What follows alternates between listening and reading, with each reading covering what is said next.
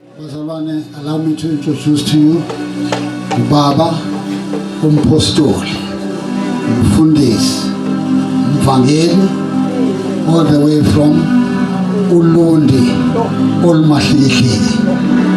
Baba Mthimkhulu, shaya izandla zofika la azokhuluma on behalf of our sons aphinde asikhole ngezwi lenkosi. Hallelujah. Bless you, Lord. Singahlala phansi.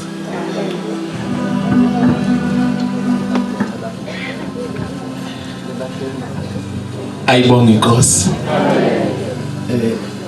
Ngifisa ukuqala nje bazalwane ngesikhulekeni babotho ongcwele egameni lika Jesu.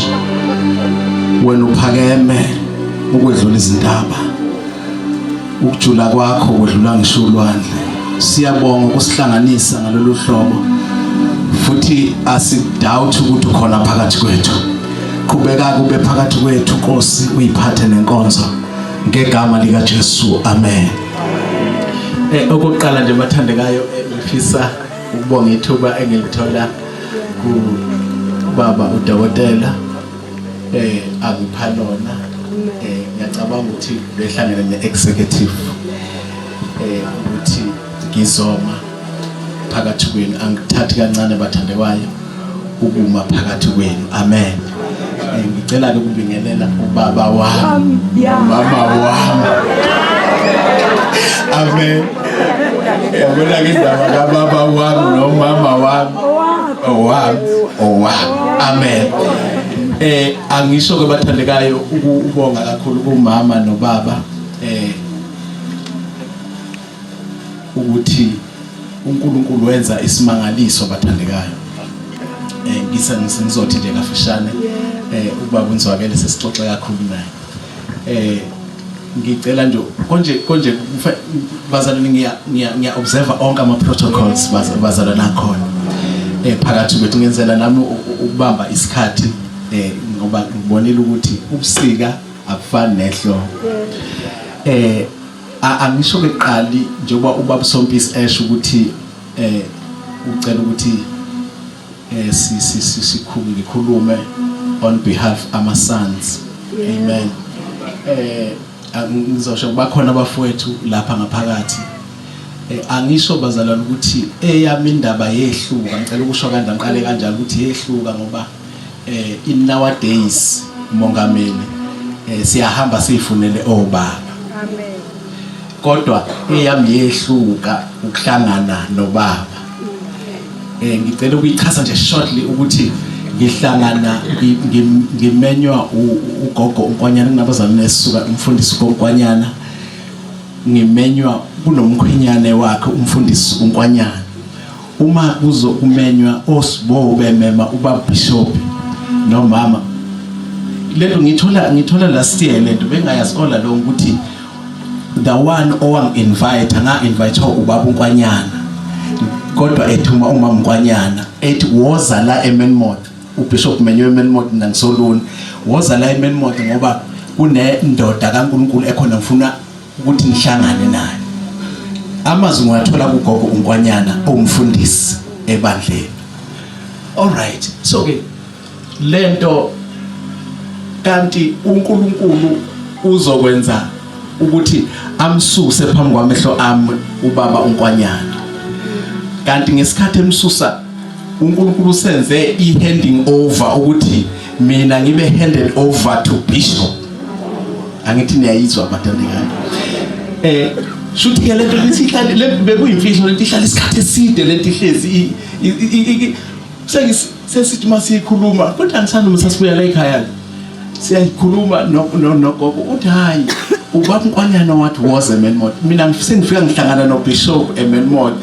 Ngiyazi ukuthi nabanye abafowethu ngokubizwa ngoba indlela esihlangana ngazo ayifani. Amen. Hayi shuthi ke lapho ke ngifike enkonzweni shortly. Mangifike enkonzweni uBishop angene ngihamba nomunye umzalwane othisha. Sigqokela amashetlana lana ase Nigeria. Sikhoke kanjalo nje. Kodwa siyazi sisenkonzweni sesimali. Bishop bethatha imic ethandaza aphendukele kithi. Sihlezi nje ngiyaxoxa umongameli. Sihlezi nje njengomongameli nobhungane. Awungiyabonga ngibongile baba sengimbonile wakwethu. Amen, all the way from Mpumalanga province.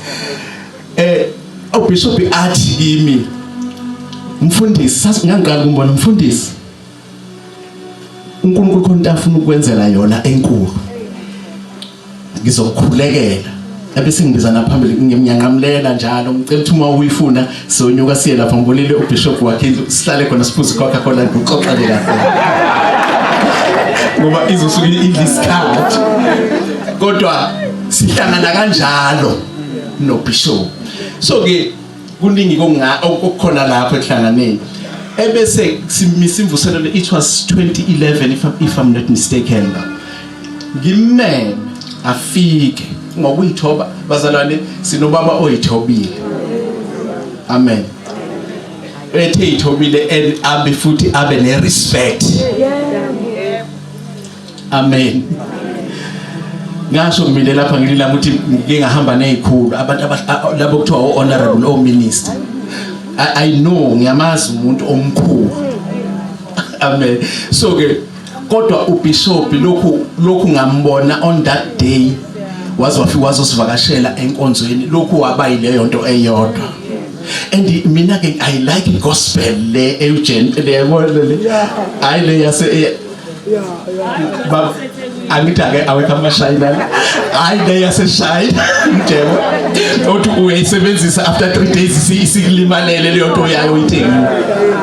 Yeah, so ke lokhu sahlangana lapho ngathi ukuthi nayi gospel ikhona la. So lokhu ngahlala lokho njengoba kuzobela angithi manje 2023 from 2011 I mean from 2011 lokhu sahlangana lapho asihluba. Ngiyacela ke bazalwane ukuthi sengizovula izwi ukuthi ke singamhluphi nani bazalwane enisiphathele yena ngapha. Asingaboni ngicela ukukhuluma leli gama ukuthi asingaboni izandla seniseyidlule ngaphezulu kwakhe. Amen. Ngoba izandla zo Aaron noHore ayikwazi ukudlula isandla sika Moses. Amen. So siyafisa ukuthi nimphathe nje kahle akuze ayenze kahle inkonzo bazalwane, ayenze kahle. Ngangitshela abazalwane baseMelmont bazalwane bangifikile ngibavakashela ukuthi njoba nami bazalwane khona amagama esibizwa ngawo lana kwi5fold. Lawo magama ayinkinga ngithi mina yabona leli lokuthi umpostoli igama eliyinkinga ukwedlula ngoba igama elikwi-foundation elingabonakala. Amen. So ke njengoba uNkulunkulu embizile bazalwane ngiyacela abathandekayo ukuthi nisiphathele yena kahle. Bamongameli yabona insizwa nomama nentombi. And nansi into ebalekile efuneke ngisho kancane ukuthi if ukhona lapha ebandleni musa ukubuka abanye just buka bona uthi umpostoli bukani mina ngoba mina ngilingisa uKristu. Amen. Konje kwenzeka kanjani ukuthi iigi izale igwababa akwenzeki. So ke bukani bona bangama igi kithi bandiza hayi. So ke akakwazi ke ukuzala ungqede ugwababa ispero nefalsa akakwazi inqa elisoda yonke into akakwazi. So ke kufanele sibuke kubo bazalwane ngoba lento lena kodwa nkosiyami baba uyophakamisa isandla babuntu uzokela ungakhathazeki ukuphakamisa isandla sesishumayele kakhulu emgcwabeni babe kwafika amadoda nje sezomthatha umuntu usima khona lapha suke kusiwaphazamisa ngoba suke siyafuna ukuphazamisa uhlelo lwabo bazalwane. Uma ngabe bantwana baNkulunkulu kuzophakanyiswa uma kuphakanyiswa uJoseph akaphakanyiselwanga ezweni lakubo kodwa waphakanyiselwa futhi ezweni lakubo bathi bamzonda bamdayisa. Sebehlangana naye lapha eGibhithe babhuqabhuqwa indlala khona amazwi awashoyo ngizama njalo ukusho bangcwele ukuthi uNkulunkulu nje bemphakamisile ngempela benomama uBishop. And uma kungase kusiluze lokho khona izinto eziningi ezosiluza emehlweni ethu nasempilweni yethu. Bahlangana le eGibhithe abasamboni uyena uyababona. Amen. Usekulokho abamxoshela khona eGibhithe uhleze esihlalweni sobukhosi futhi ngingishekahle waye second man in Egypt. So bazalwane nathi bazalwane siphiwe ma sons and bazalwane nani nonke bazalwane enkhona lapha kwintenesha. Please cela nimphatheni kahle ngoba uphansi uNkulunkulu lokho nje lokho akufuni sikhulume sikufake ngaphansi kwamatafula. Amen. Uphansi uNkulunkulu izwa ngami ngisuka lolunde emahlabathini. Okungehlahla emfishane khona. Izwa siyaxhumana ke njalo ke noBishop ke bazalwane. Ngicela ke bazalwane ukuthi ngithi nje Nkosi yami siyabonga kakhulu uNkulunkulu amgcinele icebo lakhe.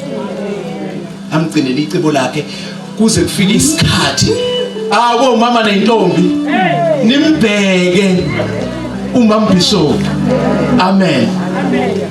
Nibuke ukuhamba kwakhe, nibuke nesidingo zakhe. Amen. Angiyeke bathandekayo ngime lapho bathi angisho bandla kaNkulunkulu ukuthi siyathokoza kakhulu and siyabonga uNkulunkulu amandisela izinsuku bebethi abantu life begins at 40 but mina ngithi begins at 50. Fanele hambe nje uBishop. Amen. Benomama Bishop beshaye beze behlenga bedlule ngale kwamakhulu ngamakhulu. Possible bathandekayo. So ke siyanibongela nina niseduze kodwa nathi siyesimboni mefika cha nimphethe kahle. Mefika lisebona hayi Bishop saphatheke kahle. Amen. Uyibona indoda mayihlushwa nkosikazi ikhohlela izifa ikhohlela uyiphethe kabi inkosikazi. Amen. Hayi suke iphethe kabi. So ke ibandla njalo lifana nonkosikazi. Baphathe kahle onomthebe bethu bazalwane. Ayithi nesazi sakwaZulu ngapha inkosi ibizwa ngonomthebe. Phatheni kahle. Siyabonga kakhulu nje kodwa cha bazalwane hayi kodwa ngenelisekile mina ngendlela engengibone efike yiyo phakathi kwethu nangendlela engengimbone ephila ngayo nje yonke into ngiyayibona ukuthi ihamba kahle. Amen. Ngiyacela ke kafishane ke bathandekayo siye ezwini lenkosi. Amen. Ukuze nihloniphe lokho engiphiwe ukuthi ngikwenze. Hallelujah. Yeah. Cela sivule izenzo chapter 9.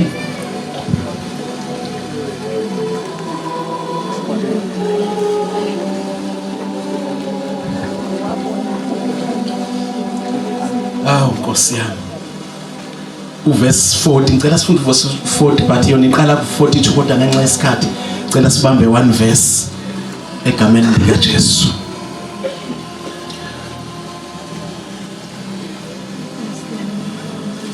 Izenzo chapter 9 uverse 40.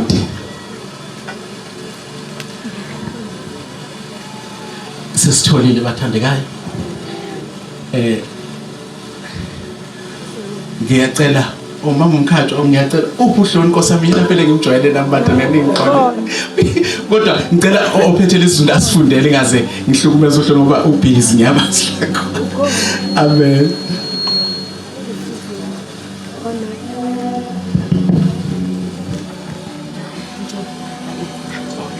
Uverse 14 ngeNkosi. Izenzo chapter number 9 verse number 40. Yes. Verse number 40. Yes ba. Kepha uPetro esekhiphele ngaphandle bonke waguqa ngamadolo. Wakhuleka wayesephenduka esidunjini wathi Tabitha vuka. Wavula amehlo akhe wabona uPetro wayesehlala. Amen. Cela uphindeke baba khona lapho. Kepha uPetro esebakhiphele ngaphandle bonke waguqa ngamadolo wakhuleka wayesephendukela esidunjini wathi Tabitha vuka wavula amehlo wabona uPetro wayesehlala. Amen. Ngicela uqala kanjena ke bathandekayo ukuthi kuleli thuba engilitholile bengifisa ukuthi yiba ngesibathi be useful in the house of the Lord. Yiba ngosebenzisekayo ngisho kahle endlini kaNkulunkulu. Amen. So sithola izwi lenkosi la kafishane bathandekayo. Ubizwa uPetro uyashumayela umfundi kaJesu noma uJesu wayesehambile. Lithi ke izwi lenkosi uma ngabe bizwa sekuhambe uThabitha bathi igama lesi-Aram noma is-Aram something ebese lihunyuswa ngokuthi uDorcas ngesiGreek okusho ukuthi inyamazana ngeke ngisho kanjalo. So uDorcas lona uma ngabe eshona noma edlula emhlabeni udlula bathandekayo kunezinto ezenzela abaphuwa in the church. So uma ezenza enenkonzo yakhe ngithola isimanga ukuthi man of God ukuthi lithi izwi lenkosi waye ngumfundi naye yena no though she but waye umfundi. So lithi ke izwi lenkosi ngesikhathi eshona ushona kanti wenza umsebenzi omkhulu in the church. Shuthi ngamanye amagama iassignment yakhe uhamba before yona ayikapheli. uThabitha noma uDorcas. So ke baphuthuma kuPetro mangabe eshona bathi Petro woza uzokhulekela nangomsalana esehambile. Into engiyithandayo lithi izwi lenkosi bamgeza uma eqeda ukufa bamgeza bamthatha basebemusa kwi-upper room bambeka endaweni ephakemeyo kanti bampositiona kahle for ukuthi imiracle kaNkulunkulu yenzeke. Uma bembeka kwi-upper room ilapho oPetro uma bethandaza behlelwa umoya bekwi-upper room. So ke noma kanjani umoya ongcwele wayese ngesikhathi bembeka nje wayese inviteekile noma wayese khona already selinda uPetro ukuthi akhulume izwi avuke uThabitha. Amen. So ke lithi uma ngabe ufika uPetro Nkosi yami ufika uPetro bayakhala besifazana bayakhala abamkhombisa isidumbu bamkhombisa ingubo bathi buka bayakhala niyabaza abantu mabekhalela ukushona komuntu ngapha ngakithi usabethi umntaka baba sesizokondliwa ubani bebuye kodwa ungeke athathe bani ngoba ubefuna yena athathe. So ke bayakhala lithi izwi lenkosi babemkhombisa ingubo bamkhombisa lolele. Shuthi ireport nje yemsayithola ukuthi khona osengasekho kodwa laba bafika bakhalayo bakhalela ingubo bakhalela kuthiwa bakhalela ingubo zabo kuthiwa babemkhombisa zangaphandle bemkhombisa nezangaphakathi ingubo ukuthi lo wesifazane oleleyo ubesenzela izinto ezinkulu. Amen.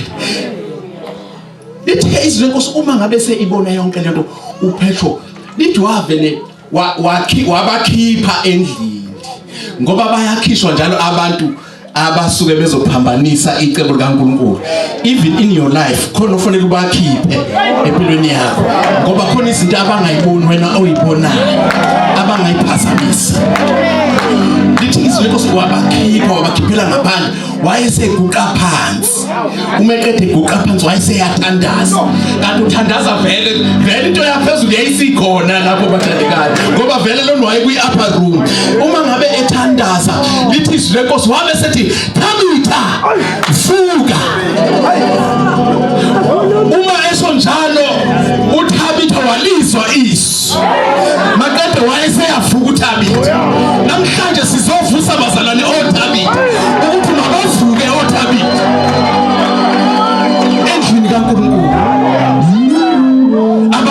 bazalwane. Arise. Uzathi Isaiah, arise and shine. Uma eqeda ukuvuka. Hey bathandekayo. Uma eqeda ukuvuka. Angikhumbula le ndoda eyavuswa lapha eGoli. Ukhona no-HGB bakhona abazali base-HGB. Angithi yavuka igqoka ama-gloves amhlophe indoda ivuswa eGoli. Yavuka ilambile, yavuka yadla amasaladi.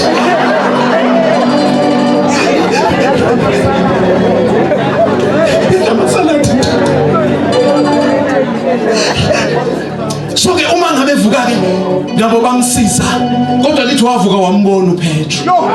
Ngisithi ke bazalwane namhlanje asibe useful in the house of the Lord. Nkosi yami asibe abantu aba useful ngisho kanjalo ngicabanga ningizwa niyangizwa bazalwane asibe abantu abawusizo emsebenzini kaNkulunkulu endlini kaNkulunkulu. Asibe usizo. Sonke bangcwele la endlini kaNkulunkulu kuyadingakala usizo. Luyadingakala ukuthi ube useful.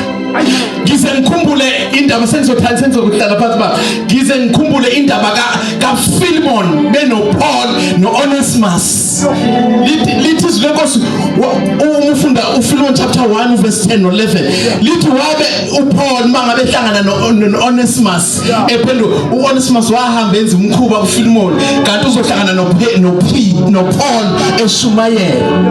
Uma ngabe eShumayela usempinde futhi lalela wePhilemon ngicela ungimukelele nangu Onesimus bengazi ukuthi kade useless kuwena but now he is useful kuwe nakimi mamukele. Amen. Kodwa ke ngibuze lo mbuzo ukuthi uma ngase wena ulale lapha phansi uBishop engabizwa yini ukuthi akazokuvusa ngoba kungenzeka abizwe ethi uzokuvusa kanti uvusa inkinga kufuneka sifuneka siphathe ihlahla lomlahla Nkosi obana abazihlahla lomlahla Nkosi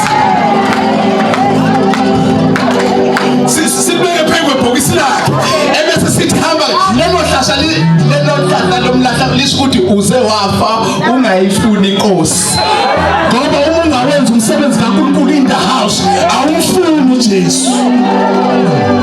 Blessed be ebhokisini lakho sithi rest in peace noma sazi ukuthi awulali in peace wena.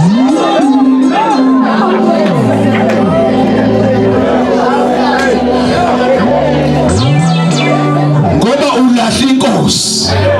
Ngithi ke uma ngabe kwenzeka ebranchini noma kwenzeka kuphi nami ngisho noma uma kwenzeka singambiza uPetro babengambiza umuntu uKhasi wayebhede bandleni. Babengeke beze bembizela umuntu kukhona ohluphoro in the church. Abantu abahlupha nje impela futhi ukuhlupha kwabo kuphezulu. Uma ungamphendulanga ucingweni ungamphendulanga kuWhatsApp umdala umushe ephasini. Angiphathi kungezike intweni zakhe kodwa useless. Verse 40 ngithanda sengiyehla ba. Verse 40 ukhuluma indaba ukuthi wavuswa. Ngithe mangithandaza le ndaba uyabuya indaba yokhosi. Kuthiwa ukhosi bazalwane luphila 40 years. U40 usho isikhathi esinzima, isikhathi sokutestwa, isikhathi sama trials. That's why uJesu noma fasting for 40 days and 40 nights walikwa wahlangana nama trials wahlangana ne trial yes. Usathane emhlasela. So ke unamba 40 ke bathandekayo. Ukhozi kuthiwa liphila 40 years. Kanti kahle ludalela ukuphila u70 years njengomuntu ukhozi ukuphila kanjani. Kuthiwa uma ukhozi sekufika u40 ukhozi luyasuka luye eintabeni eziphezulu. Uma fike entabeni eziphezulu lungene esihlekeni salo selizoqhuthulula zonke izinto eyindala ngesikhathi liqhuthulula kuthiwa liqala ngomlomo. sathi singaqala ngomlomo ebandleni. Asiqale ngawo. Bese luza ezimpapheni. Uthole ulo 40 years liphila. Lona uma ngabe seqalile selizoyikhipha kuthiwa luhlala 5 months 150 days before ngaphambi ukuthi ke liphume ke manje selithola impiko ezintsha selithole umlomo omusha. Yini eyenza lokho ukuthi lisuke lizoqala a new beginning. Liqala into entsha ukuze likwazi ukuthi noma mali lithola abantwana njengoba singabantwana bakaBishop sithola abantwana ngijabo mali lithola abantwana ukuze likwazi ukubabambe ukhozi ngicela ukutshela ukuthi alululi eating stuff ludla ufishwa solwandle nowasefuleni ophilayo alu fresh alu asithi izinto alisisi scavenger alizidla insalela. So ke yini ke lena ke manje ukhozi lenzela ukuthi kwi family yalo lube useful and lube yabona lube usizo in the family. Because umekela yeka lokho ngeke lize lube usizo even kulona uqobo ukhozi.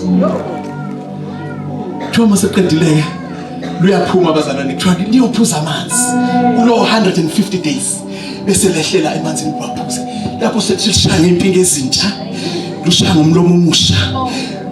And enye into engithandayo bathi even ivision yalo iyashintsha futhi ibe bukhali lukwazi ukubona at a distance njengoba kade kunjalo eqaleni. So ke bazalwane uma si useful in the house of the Lord kuzokwenza ukuthi our leader ebe bukhali nevision bengalahlekelwa ivision behambe ngayo bebe bukhali ngoba they were supported in the house. Abantu aba useful not useless. Udokotela zothandaza so to be useful in the house of the Lord. Cela baba uze dokotela.